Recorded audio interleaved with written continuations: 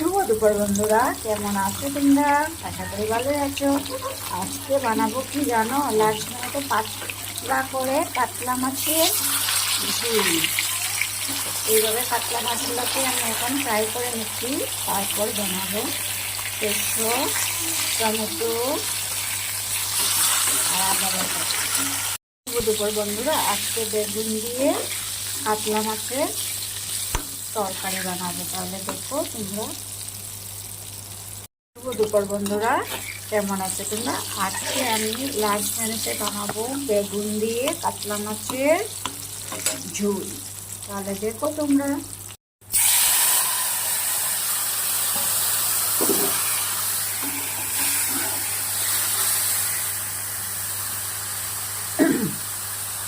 এদিকে ফোড়নে দিয়ে দিলাম পেঁয়াজ কুচি আর জিরে গুঁড়া আর হলুদ গুঁড়ো আর ধনিয়া গুঁড়ো একসাথে মিক্স করে দিয়ে দিলাম।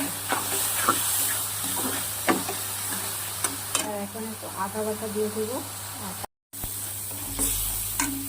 এইভাবে বেগুন মশলাটা রেডি হয়ে গেল। কাতলা মাছের ঝোল বেগুন দিয়ে বানিয়েছি বন্ধুরা। দেখো কালারটা কি সুন্দর হয়েছে না? খেতে জানি না কি রকম হবে। রেডি হয়ে গেছে কাতলা মাছের ঝোল, বেগুন দিয়ে বানিয়েছি বন্ধুরা। দেখো কালারটা কি সুন্দর হয়েছে, খেতে কি হবে জানি না, দেখতে তো সুন্দর হয়েছে কালারটা। শুভ দুপুরে শুভেচ্ছা রইল সকল বন্ধুদের জন্য। আর তোমরাও আজকে কি বানালে ভিডিও দেবে বন্ধুরা। Tata, bye bye.